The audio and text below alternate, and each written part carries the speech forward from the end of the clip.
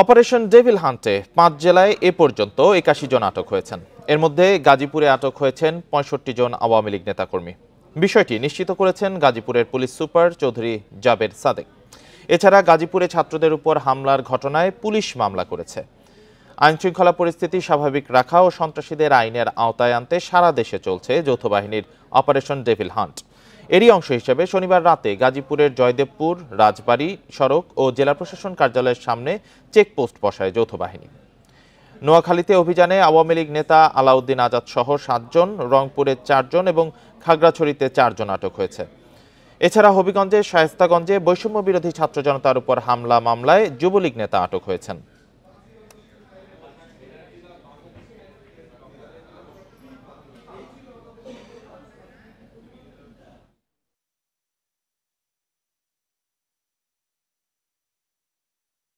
বিভিন্ন পরিস্থিতি সৃষ্টি করার জন্য অপচেষ্টা করে যাচ্ছে।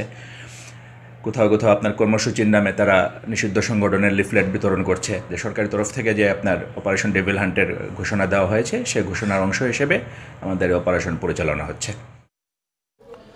অপারেশন ডেভিল হান্টের বিষয়ে গাজীপুরে পুলিশের পক্ষ থেকে ব্রিফিং করা হচ্ছে। আমরা সরাসরি চলে যাচ্ছি সেখানে।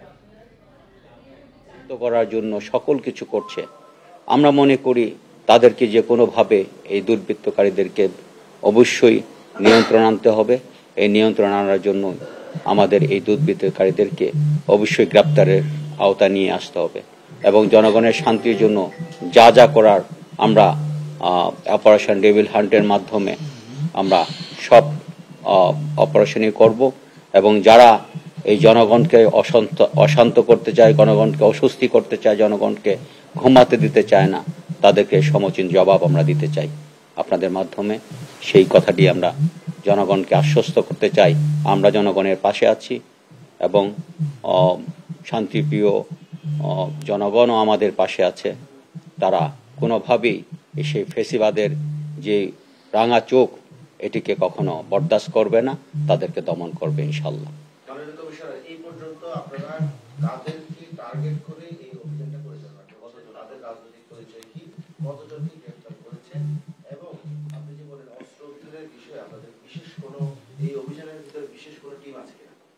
যে আমরা তো কোনো রাজনৈতিক দলের বিরুদ্ধে যুদ্ধ কখনো ঘোষণা করি না। আমরা যেটি করি, আমরা যুদ্ধ ঘোষণা করি দুর্বৃত্তের বিরুদ্ধে, আমরা যুদ্ধ ঘোষণা করি সন্ত্রাসীর বিরুদ্ধে। আমরা যারা সন্ত্রাসীভাবে ডিক্লেয়ার দেয় জনগণকে ঘুমাতে দেবে না, ওরা যদি মরতে পারে আমরা কেন মরতে পারবো না, তারা যখন হুমকি দেয়, তারা মৃত্যুর হুমকি দেয়, জনগণকে না ঘুমানোর হুমকি দেয়, আমরা তাদের বিরুদ্ধেই আমরা অভিযান চালাতে চাই। আমরা কোনো দলের বিরুদ্ধে অভিযান চালাতে চাই না। আমরা যারা জনগণকে অশান্ত করতে চায়, দেশের পরিস্থিতিকে অশান্ত করতে চায়, তাদেরকে অ্যারেস্ট করতে চাই। এই পর্যন্ত দুইটি ঘটনায় আর সরাসরি অংশগ্রহণ যারা করেছেন এই যে ডেভিল হান্টের যে আপনাদের অভিযান, এটার মধ্যে অপারেশন ডেভিল হান্টের বিষয়ে গাজীপুরে পুলিশের পক্ষ থেকে ব্রিফিং করা হচ্ছিল। সরাসরি যুক্ত ছিলাম সেখানে। পরবর্তী খবর জানিয়ে দিচ্ছে। এদিকে গাজীপুরে ছাত্রদের উপর হামলার প্রতিবাদ ও আওয়ামী লীগ নিষিদ্ধের দাবিতে দেশের বিভিন্ন জেলায় মশাল মিছিল করেছে বৈষম্য বিরোধী ছাত্র আন্দোলন। রাতে বরিশাল কেন্দ্রীয় শহীদ মিনার থেকে একটি মশাল মিছিল নগরীর বিভিন্ন সড়ক ঘুরে অশ্বিনী কুমার টাউন হলের সামনে এসে শেষ হয়। পরে সংক্ষিপ্ত সমাবেশের মধ্য দিয়ে শেষ হয় কর্মসূচি। চট্টগ্রামের ১৬ শহর রেল স্টেশন এলাকা থেকে রাতে মশাল মিছিল বের করে বৈষম্য বিরোধী ছাত্ররা। মেহেরপুরে সন্ধ্যায় অক্সফোর্ড স্কুল চত্বর থেকে মশাল মিছিল শুরু হয়। শহরের প্রধান সড়ক ঘুরে হোটেল বাজার এলাকায় এসে শেষ হয় মিছিলটি। পরে সেখানে অনুষ্ঠিত হয় সমাবেশ। মশাল মিছিল ও সমাবেশ হয় কুষ্টিয়াতেও। এ সময় বক্তারা বলেন, ছাত্রদের উপর হামলাকারীদের দ্রুত আইনের আওতায় আনতে হবে। আওয়ামী লীগ নিষিদ্ধে দ্রুত পদক্ষেপ নেয়ারও দাবি জানান তারা।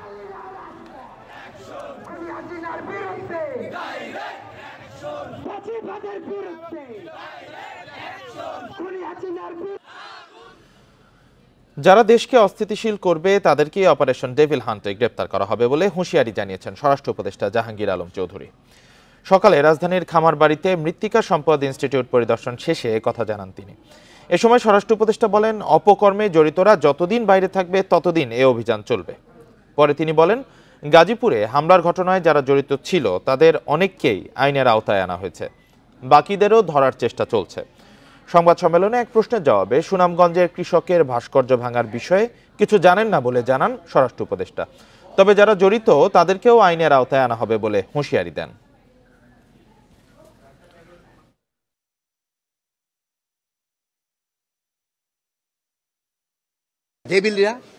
ডেভিল মানে কি? শয়তানের তো টার্গেট এটাই। যারা দেশকে অস্থিতিশীল করার চেষ্টা করে, এই ক্ষেত্রে যারা আইন অমান্য করে, দুষ্কৃতিকারী এবং সন্ত্রাসী, তারা এইটার টার্গেট। ছাত্র আন্দোলনের হামলার ঘটনায় বাগেরহাটের সাবেক 3 সংসদ সদস্য, পুলিশ সুপার সহ 35 জনের বিরুদ্ধে বিশেষ ক্ষমতা আইন ও বিস্ফোরক দ্রব্য আইনে মামলা হয়েছে। আসামির তালিকায় আছেন বাগেরহাট 1 আসনের সাবেক সংসদ সদস্য শেখ হেলাল, তার ছেলে বাগেরহাট 2 আসনের সাবেক সংসদ সদস্য শেখ তন্ময়, সাবেক সংসদ সদস্য মীর শওকাত আলী বাদশাহ। এছাড়াও বাগেরহাটের সাবেক পুলিশ সুপার আবুল হাসনাত খান সহ 35 জনের নাম সহ অজ্ঞাত আরও 50 জনের বিরুদ্ধে মামলাটি করা হয়। শনিবার সকালে ফকিরহাট থানায় করা মামলায় এরই মধ্যে গ্রেপ্তার দেখানো হয়েছে সাবেক পুলিশ সুপার আবুল হাসনাত খানকে।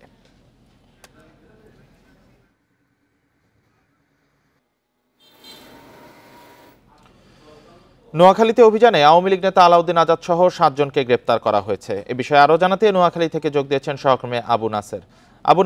7 জনকে গ্রেপ্তারের কথা ইতিমধ্যে আমরা শুনেছি। এই অভিযানটির বিষয়ে আর কি তথ্য আছে আপনার কাছে? এ বিষয়ে কথা হয়েছে আমার সাথে হাতিয়া থানা ভারপ্রাপ্ত কর্মকর্তার সাথে। তিনি জানিয়েছেন যে মূলত অভিযানটি গতকাল রাত 10টার পর থেকে চালানো হয় আজ ভোর পর্যন্ত, এবং এই অভিযানে নৌবাহিনী, কোস্টগার্ড, নৌ পুলিশ এবং থানা পুলিশ যৌথভাবে অর্থাৎ সমন্বিতভাবে তারা অংশগ্রহণ করে, এবং এই যৌথ অভিযানের মধ্য দিয়ে যাদেরকে গ্রেপ্তার করা হয়েছে তাদের মধ্যে একজন আলাউদ্দিন আজাদ, তিনি হাতিয়ার চরেশ্বর ইউনিয়ন পরিষদের সাবেক চেয়ারম্যান এবং চরেশ্বর ইউনিয়ন আওয়ামী লীগের সভাপতি।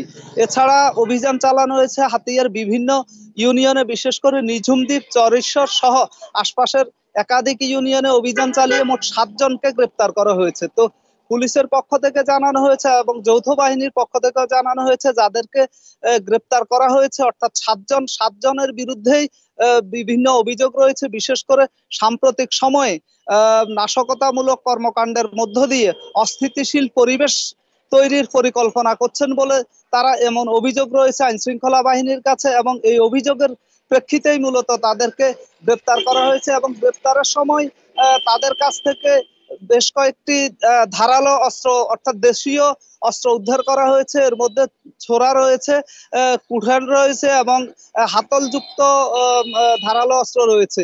তো আইন শৃঙ্খলা বাহিনী জানিয়েছে যে এই অভিযান অব্যাহত থাকবে। হাতিয়ার আনাচে কানাচে বিভিন্ন জায়গাতে যেসব সন্ত্রাসীরা এবং যারা নাশকতা করতে পারেন, অস্থিতিশীল পরিবেশ তৈরি করতে পারেন, তাদেরকে আইনের আওতায় আনা হবে, যেন কেউ কোনো রকম চক্রান্ত ষড়যন্ত্র করে চলমান পরিস্থিতিকে অশান্ত করতে না পারে। এই লক্ষ্যে যৌথ বাহিনীর অভিযান চলছে। আমরা জানি নোয়াখালী দ্বীপ উপজেলা হাতিয়া, ফলে সেখানে অভিযানে মূলত নৌবাহিনী এবং কোস্টগার্ড, নৌ পুলিশে বেশি সম্পৃক্ত থাকেন, এবং দুর্গম এলাকাগুলোতে অস্ত্রধারী সন্ত্রাসীরা এখনো অবস্থান করছেন বলে আইন শৃঙ্খলা বাহিনী ধারণা করছে, এবং তাদেরকে আইনের আওতায় আনার লক্ষ্যে এই অভিযান অব্যাহত থাকবে বলে আইন শৃঙ্খলা বাহিনী থেকে জানানো হয়েছে। অভিযান অপারেশন ডেভিল হান্টের বিষয়ে জানাচ্ছিলেন নোয়াখালী থেকে সহকর্মী আবু নাসের। পুলিশের উপমহাপরিদর্শক মোল্লা নজরুল ইসলাম, অতিরিক্ত ডিআইজি মোহাম্মদ শহীদুল্লাহ সহ পুলিশ সুপার পদমর্যাদার 3 কর্মকর্তাকে গ্রেপ্তার করা হয়েছে। জানা গেছে শনিবার রাজশাহী জেলা পুলিশের সহায়তায় সারদার পুলিশ একাডেমি থেকে মোল্লা নজরুল ইসলামকে গ্রেপ্তার করা হয়। 2022 সালে কয়েক মাস তিনি গাজীপুর মহানগর পুলিশ কমিশনারের দায়িত্বে ছিলেন। এছাড়া অতিরিক্ত ডিআইজি মোহাম্মদ শহীদুল্লাহকেও আটক করা হয়েছে। এর আগে শুক্রবার রাতে পুলিশের বিভিন্ন ইউনিট থেকে আটক করা হয় পুলিশ সুপার পদমর্যাদার 4 কর্মকর্তাকে। তারা হলেন নোয়াখালীর সাবেক এসপি মোহাম্মদ আসাদুজ্জামান, কুমিল্লার সাবেক এসপি আব্দুল মান্নান এবং বাগেরহাটের সাবেক এসপি আবুল হাসনাত। বৈষম্য বিরোধী ছাত্র আন্দোলনের সময় হত্যা সহ বিভিন্ন মামলা রয়েছে 3 পুলিশ সুপারের বিরুদ্ধে।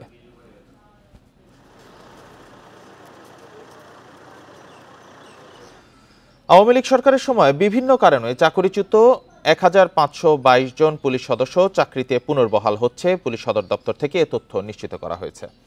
এর মধ্যে 1025 জন কনস্টেবল, 79 জন নায়েক, 180 জন এএসআই, এটিএসআই, 200 জন এএসআই, সার্জেন্ট, টিএসআই, 10 জন ইন্সপেক্টর ও 28 জন নন পুলিশ সদস্য রয়েছেন।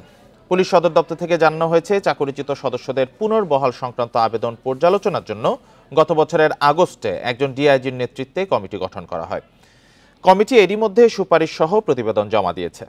যেসব সদস্য প্রশাসনিক ট্রাইব্যুনালে আপিল করে জয়ী হয়েছেন তাদের চাকরিতে পুনর্বহাল করার নির্দেশনা দেওয়া হয়েছে।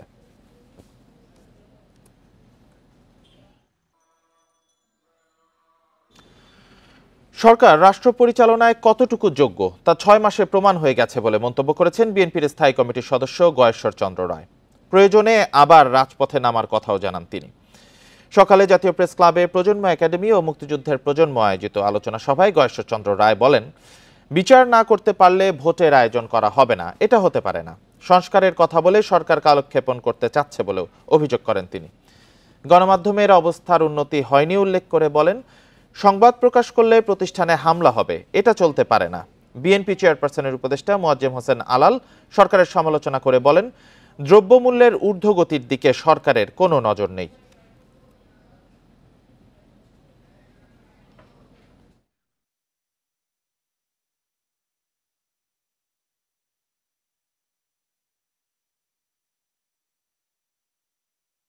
আমরা কিন্তু ন্যায় বিচারের জন্য লড়াই করছি। আমরা বিচারের আওতায় আনতে চাই, আমরা শেখ হাসিনা দেশে ফিরে আনতে চাই। এটা চলমান প্রক্রিয়া থাকবে আইনের দৃষ্টিতে, বিচারের দৃষ্টিতে। কিন্তু যতক্ষণ হাসিনাকে আমি আনতে পারবো না, তাই বলে আমি নির্বাচন করবো না, এমন তো হয় না। আজকে সারা বাংলাদেশের যে অবস্থা, সেই অবস্থার মধ্যে প্রথমেই মানুষের সবচেয়ে বড় কষ্টের বিষয় সেটা হচ্ছে দ্রব্যমূল্য। আজকে আপনি দেখেন কি অদ্ভুত ভাবে সরকারের কাছে খবর নাই যে সারা বিশ্বের সয়াবিন তেলের দাম প্রচুর পরিমাণে কমে গেছে, নিচে নেমে গেছে, অথচ এই দেশে সয়াবিন তেল গায়েব হয়ে গেছে।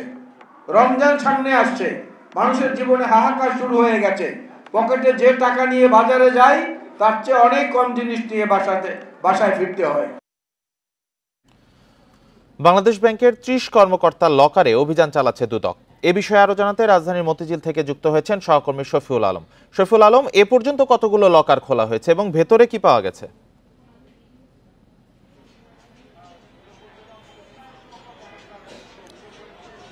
এই পর্যন্ত আসলে কতটি লকার খোলা হয়েছে এই তথ্যটি আমরা এখনো দিতে পারছি না, কিন্তু আপনি জানেন যে বাংলাদেশ ব্যাংকের যে লকার, বিশেষ করে বাংলাদেশ ব্যাংকের কর্মকর্তা এবং কর্মচারীদের যে লকার, সেই লকারের কিন্তু অভিযানের জন্য বেলা 12:30টার থেকে দুদকের 7 সদস্যের একটি প্রতিনিধি দল বাংলাদেশ ব্যাংকে এসে এবং তারা কিন্তু সেই অভিযান পরিচালনা করছে। এখন পর্যন্ত আমাদেরকে এখনো কেউ কোনো কর্মকর্তা জানায়নি যে আসলে কয়টি আসলে লকার খুলেছে। আপনি একটি কথা না বললেই নয় যে আপনি জানেন যে গেল সরকারের আমলে সেই 15 থেকে 16 বছর কিন্তু বিভিন্নভাবে নিয়ম বহির্ভূত কাজ করা হয়েছে। সেই ক্ষেত্রে বাংলাদেশ ব্যাংকের অনেক কর্মকর্তার বিরুদ্ধে, কর্মচারীর বিরুদ্ধে নানা ধরনের অভিযোগ রয়েছে। সেই অভিযোগের প্রেক্ষিতেই কিন্তু বাংলাদেশ ব্যাংকের সেই 300 লকার আছে, বিশেষ করে 300 লকারের মধ্যে প্রাথমিকভাবে আজকে কিন্তু 30টি লকার খোলার সম্ভাবনা আছে, সেই কথাটি আমাদেরকে বলেছেন। যদিও আপনি জানেন যে এই যে লকার বা সেফ ডিপোজিট বাংলাদেশ ব্যাংকের কর্মকর্তারা নর্মালি বলে থাকে যে সেফ ডিপোজিট, সেই সেফ ডিপোজিটের মধ্যে আসলে কি আছে সেই কথাটা কিন্তু আমরা জানতে পারবো আসলে লকার খোলার পরে। আর এখন পর্যন্ত যদি বলি যে বাংলাদেশ ব্যাংকে এই যে 30টি লকার আজকে প্রাথমিকভাবে খোলার সিদ্ধান্ত, সেই ক্ষেত্রে হচ্ছে যে একটি কথা না হচ্ছে যে বাংলাদেশ ব্যাংকের যে চিটাগাং ব্রাঞ্চ আছে সেই ব্রাঞ্চের বিশেষ করে সেই ব্রাঞ্চের অনেকগুলো কর্মকর্তার বিরুদ্ধে অভিযোগ আছে। সেই অভিযোগের প্রেক্ষিতেই কিন্তু আজকে প্রথম দিনে সেই কর্মকর্তা সহ এবং বিগত কর্মকর্তা সহ বর্তমানে রানিং কর্মকর্তা তারাও কিন্তু এই লকারে আছে, সেই লকারগুলো খোলা হবে। এবং আরেকটি কথা বলতে চাই যে বাংলাদেশ ব্যাংকের গভর্নর কিন্তু একটি কথা নিশ্চিত করেছে যে বাংলাদেশ ব্যাংকে যেসব লকার আছে সেই লকারগুলো যদি কোনো ধরনের অবৈধ সম্পদ বা বড় ধরনের স্বর্ণালঙ্কার পাওয়া যায়, অবৈধ সম্পদ পাওয়া যায়, সেই ক্ষেত্রে কিন্তু সেই সব কর্মকর্তাদের বিরুদ্ধে কিন্তু কঠোর ব্যবস্থা নেওয়া হবে। এর আগে কিন্তু আপনি জানেন যে বাংলাদেশ ব্যাংকের সাবেক ডেপুটি গভর্নর এস.কে. সুরের লকার সেই ভল্টটা খোলা হয়েছে। সেই ভল্টে কিন্তু বিপুল পরিমাণ হচ্ছে বৈদেশিক মুদ্রা, স্বর্ণসহ এবং বিভিন্ন দেশের মুদ্রা পাওয়া গেছে। এই পরিপ্রেক্ষিতে তখন যখন বাংলাদেশ ব্যাংকের এই ভল্টে যখন বা লকারে যখন অভিযান চালায়, সেই ক্ষেত্রে কিন্তু সেই পরিপ্রেক্ষিতে কিন্তু তারা দুদকের কর্মকর্তারা দেখেছে এখানে আরও বেশ কয়েকটি লকার রয়েছে। সেই পরিপ্রেক্ষিতে আজকে হচ্ছে প্রথম দিন যে 300টি লকার খোলার পরিকল্পনা করছে দুদক, সেই প্রথম দিনে আজকে 20 থেকে 30টি লকার খোলার সম্ভাবনা রয়েছে। আমরা আশা করি যে লকারের যে কার্যক্রম, সেই কার্যক্রম যখন হচ্ছে শেষ হবে এবং সেই শেষ হওয়ার তথ্য কিন্তু আমরা জানিয়ে দিতে পারবো আসলে কয়টি লকার শেষ পর্যন্ত খোলা হলো এবং কি কি সম্পদ বা অর্থ পাওয়া গেছে। যে আজকে 30টি লকার খোলার সম্ভাবনা রয়েছে আমাদের জানাচ্ছিলেন সহকর্মী শফিউল আলম। দুদকের মামলার আসামিরা সবাই গোয়েন্দা নজরদারিতে আছেন, কেউ পালানোর চেষ্টা করলেই তাকে গ্রেপ্তার করা হবে জানিয়েছেন সংস্থার মহাপরিচালক। গ্রেপ্তার এড়াতে চাইলে আদালতে জামিনের আবেদন করার পরামর্শ তার। বিদেশ যাত্রায় নিষেধাজ্ঞা পাওয়া ব্যক্তিদেরকে কোনোভাবেই পালানোর সুযোগ দেবে না কমিশন। গত মঙ্গলবার পালিয়ে যাওয়ার সময় দুদকের আসামি ম্যাক্স গ্রুপের চেয়ারম্যান ইঞ্জিনিয়ার গোলাম মোহাম্মদ আলমগীর গ্রেপ্তার হন। পালানোর তথ্যের ভিত্তিতে রাজধানীর ধানমন্ডি থেকে গ্রেপ্তার করা হয় পুঁজিবাজার নিয়ন্ত্রক সংস্থা সিকিউরিটি অ্যান্ড এক্সচেঞ্জ কমিশনের সাবেক চেয়ারম্যান শিবলি রুবায়তকেও। দুদক জানায় মামলার অনেক আসামি ইতোমধ্যে বিদেশে পালিয়েছে, তাই বাকি আসামিদের গ্রেপ্তারের সিদ্ধান্ত নিয়েছে সংস্থাটি। গ্রেপ্তার এড়াতে আদালত থেকে জামিন নেয়ার পরামর্শ দেয়া হচ্ছে।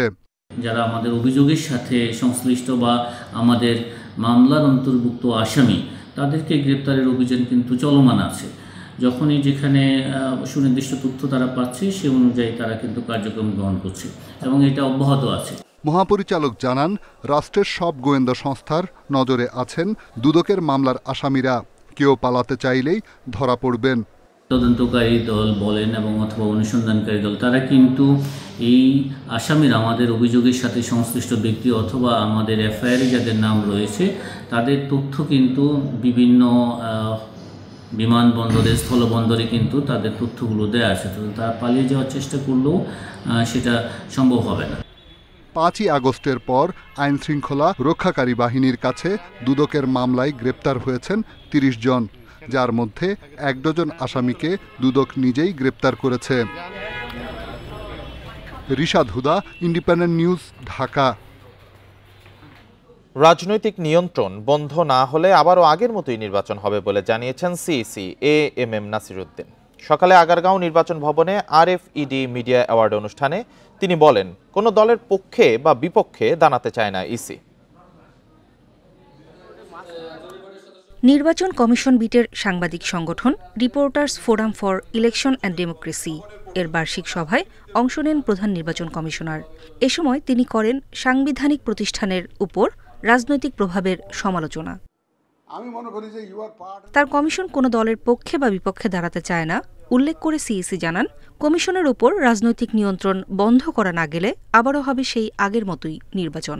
রাজনীতিবিদদের influence on the election commission যদি বন্ধ করা না যায়, তাহলে দেখবেন যে আমি মনে করি যে আবার সেই পুরানো জিনিস রিপিট হবে।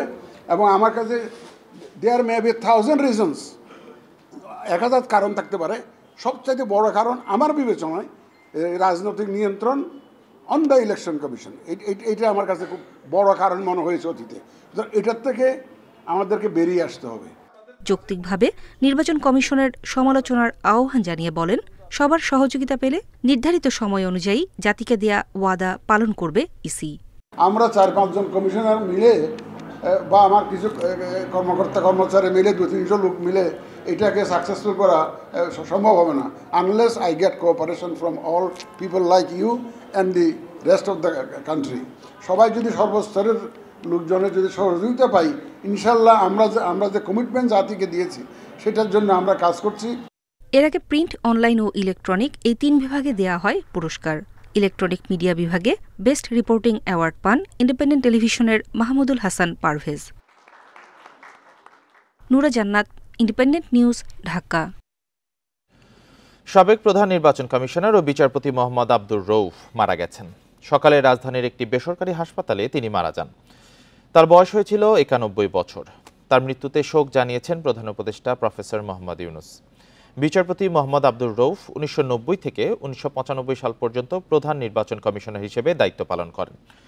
পরে আপিল বিভাগের বিচারক হিসেবে নিযুক্ত হন। ১৯৯৯ সালে তিনি অবসর গ্রহণ করেন।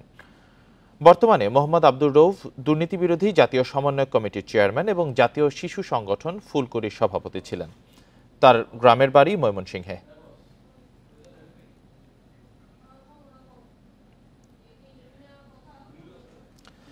অবৈধ পথে বিদেশে যাওয়ার আশায় লাখ লাখ টাকা দিয়ে হতে হচ্ছে অমানসিক নির্যাতনের শিকার। সেসবের ভিডিও পাঠিয়ে পরিবারের কাছ থেকে আবারও দফায় দফায় আদায় করা হচ্ছে টাকা। গত ১.৫ বছরে মাদারীপুরের শিবচরের বিভিন্ন ইউনিয়নের এমন অর্ধশত তরুণের এখনও সন্ধান মেলেনি। স্থানীয়দের অভিযোগ, এলাকার চিহ্নিত দালালদের শাস্তি না হওয়ায় থামছে না দৌরাত্ম্য।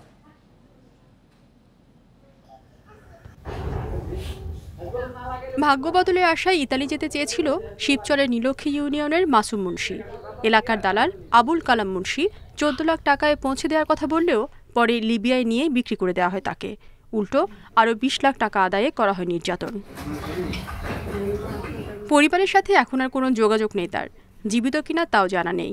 অনেক মারধর করছে। ছেলে বলে আম্মু আমি তো বাঁচবো না, আমার এইভাবে মারতে আছে। তারপর আমরা কি করবো, আমাকে জায়গা জমিন বিক্রি করে পরে টাকা দেওয়া লাগছে। প্রায় ৩৫ লক্ষ টাকা, ৩৪-৩৫ লক্ষ টাকা ও হাতিয়ে নিয়েছে। এখন আমার ছেলের কোনো খোঁজ খবর নাই। একই গ্রামের সোহেল আহমেদ ও সোহাগ মোল্লাও ইতালি যাওয়ার আশায় দালাল আবুল কালামের খপ্পরে পড়েন। অমানসিক নির্যাতনের কারণে দুজনের পরিবার থেকে প্রায় ১ কোটি টাকা দেওয়ার পরও মেলেনি সন্ধান। আমাদেরকে সুন্দরভাবে বুঝাই বলছে যে আমরা জানি যে বৈধভাবে নেবে, তারপরে আমরা পর্যায়ক্রমে ১৪ লাখ টাকা দেই যে বৈধভাবে যদি নেবে, আমাদেরকে না বললেও অবৈধভাবে লিবিয়ে নিয়ে যায়। বলে টাকা দিবি নাহলে তোর বাইরে মারা ফেলাম। পরে আমরা আবু কালাম লাগে যোগাযোগ করতে চেষ্টা করি, ও যোগাযোগ করে না। ও একবার ফোন ধরে না ধরে বলে যে এটা আমি জানি না। দালাল চক্রের কবলে পড়ে নিঃস্ব নীলক্ষী সহ কয়েকটি ইউনিয়নের অর্ধশত তরুণ। দ্রুত তাদের আইনের আওতায় আনার আশ্বাস প্রশাসনের।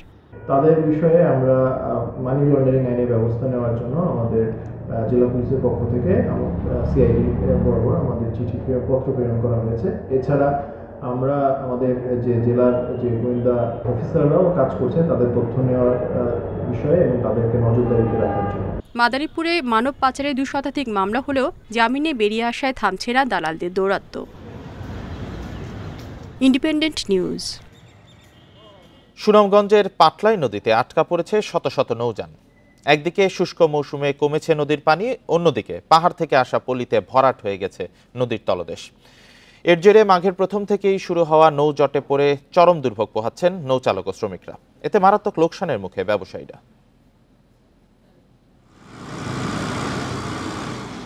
সৌন্দর্যের পাশাপাশি খনিজ সম্পদে ভরপুর সুনামগঞ্জ। দেশের বিভিন্ন জায়গায় এখান থেকে সরবরাহ করা হয় কয়লা, বালু ও চুনাপাথর। নদীপথে পরিবহন সহজ হয় তাহিরপুরের পাটলাই নদী দিয়ে। ঢাকা, চট্টগ্রাম, খুলনা সহ সারা দেশে পৌঁছায় পণ্য। তবে শীতে কমেছে নদীর পানি। অন্যদিকে ভারতের পাহাড় থেকে আসা পলিতে ভরাট হয়ে গেছে নদীর তলদেশ। আটকে আছে শত শত পাথর আর কয়লা বোঝাই নৌযান। এতে কয়েক কিলোমিটার এলাকায় দেখা দিয়েছে নৌজট। এই যানজটের কারণে পানিও কম, এখন ভাড়া হয়েছে ১১০০-১০০০, মানে ডাবল ভাড়া পড়ে আর কি। ড্রেজিং হইতেছে, ড্রেজিংটা তো সুষ্ঠুভাবে সঠিকভাবে ড্রেজিংটা হয় তাহলে আমাদের এই খেরিংয়ের সমস্যাটা সমাধান হবে। নদীতে আটকা পড়ে দুর্ভোগে দিন কাটছে নৌযান শ্রমিকদের। সময় মতো পণ্য পৌঁছাতে না পারলে লোকসানের শঙ্কা তাদের।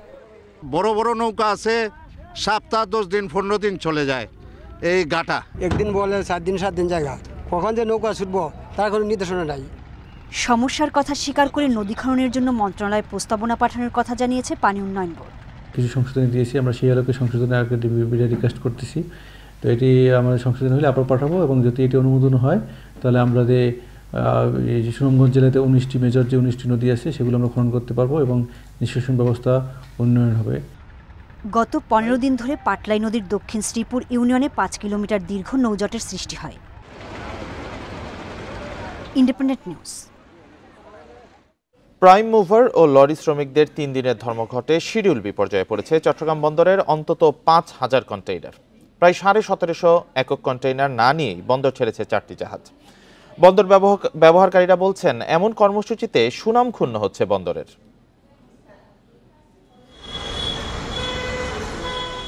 4 ফেব্রুয়ারি মধ্যরাতে চট্টগ্রামের ফৌজদারহাট ডিসি পার্কে নিরাপত্তা কর্মীদের সঙ্গে সংঘর্ষ হয় পরিবহন শ্রমিকদের। এর জেরে শ্রমিক ধর্মঘটে চট্টগ্রাম বন্দরে 72 ঘন্টা আমদানি রপ্তানির কন্টেইনার আনা-নেয়া করা যায়নি। পরে সেই ধর্মঘট শেষ হলেও শিডিউল জটিলতায় পড়ে কন্টেইনার ব্যবস্থাপনা। বন্দরের সিসিটি এবং এনসিটি জেটি থেকে 1756 একক কন্টেইনার না নিয়েই ছেড়ে গেছে 4টি জাহাজ। এসব কন্টেইনারের মধ্যে 839 একক ছিল রপ্তানি পণ্যবাহী, বাকি কন্টেইনারগুলো খালি যাওয়ার কথা ছিল। স্বাভাবিক সময়ে ডিপোগুলোতে রপ্তানির কন্টেইনার থাকে 8000-এর মতো, কিন্তু 3 দিনের ধর্মঘটে ডিপোতে 13,000 কন্টেইনারের স্তূপ জমেছে। এমন পরিস্থিতিতে রপ্তানি পণ্যের শিডিউল বিপর্যয়, বাড়তি স্টোর রেন্ট সহ জাহাজের গড় অবস্থানকাল বেড়ে যাওয়ার আশঙ্কা রয়েছে। বন্দর এবং লজিস্টিক্স সেক্টরটা হচ্ছে আমদানি রপ্তানি বাণিজ্যের জন্য একটা থ্রাস্ট সেক্টর। এই সেক্টরে ঘন ঘন ধর্মঘট ডাকাটা এই সেক্টরের জন্য অত্যন্ত নেতিবাচক। লরির হেল্পার যেমন গুরুত্বপূর্ণ, এখানে বন্দরের চেয়ারম্যান, কাস্টমসের কালেক্টর থেকে শুরু করে সিএনএফ এজেন্ট সবাই গুরুত্বপূর্ণ। সবার সমন্বিত ভূমিকায় একটা বন্দরকে সচল রাখতে পারে। বন্দর কর্তৃপক্ষ বলছে বিভিন্ন পক্ষকে নিয়ে কাজ করতে হয় বলে এমন ধর্মঘট কর্মবিরতি সহজে এড়ানো যায় না। স্টেক হোল্ডারদেরকে আন্তরিক হলে এবং সবাই যদি এই বিষয়টা বিবেচনা করে যে আমাদের অর্থনীতির স্বার্থে, দেশের প্রবৃদ্ধির স্বার্থে আমাদের 24/7 কাজ করা উচিত, তাহলে এই সমস্যার সমাধান হবে। ধর্মঘটের কারণে বন্দর থেকে সময়মতো ডেলিভারি নেওয়া যায়নি 5000 আমদানি পণ্যবাহী কন্টেইনার। অনুপম শীল, ইন্ডিপেন্ডেন্ট নিউজ, চট্টগ্রাম। রাজনৈতিক অস্থিরতার মাঝেও গেল বছর বাংলাদেশ থেকে যুক্তরাষ্ট্রে পোশাক রপ্তানি বেড়েছে। 2024 সালে বাংলাদেশের পোশাক রপ্তানি 0.75% বেড়ে $7.34 বিলিয়ন হয়েছে। এর আগের বছর অর্থাৎ 2023 সালে রপ্তানি হয় $7.29 বিলিয়ন পোশাক। সম্প্রতি যুক্তরাষ্ট্রের অফিস অফ টেক্সটাইল অ্যান্ড অ্যাপারেলের এক প্রতিবেদনে এসব তথ্য জানানো হয়। প্রতিবেদনে আরও জানানো হয়, দেশটিতে উচ্চ মুদ্রাস্ফীতির চাপ কমায় পোশাক আমদানি বেড়েছে। এদিকে গেল এক দশকের মধ্যে 2022 সালে সবচেয়ে বেশি পোশাক যুক্তরাষ্ট্রে রপ্তানি করা হয়। সে সময় দেশটিতে $9.73 বিলিয়ন বাংলাদেশি পোশাক রপ্তানি করা হয়। যুক্তরাষ্ট্রের বৃহত্তম পোশাক রপ্তানিকারক হিসেবে বাংলাদেশ তৃতীয় অবস্থানে আছে।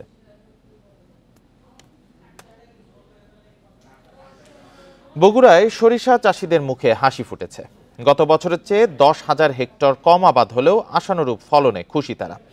কৃষি কর্মকর্তারা বলছেন, বাজারে চাহিদা ও দাম থাকায় আগ্রহ বাড়ছে চাষিদের, আর এজন্য কৃষি বিভাগ থেকে সব ধরনের সহযোগিতা করা হয়েছে।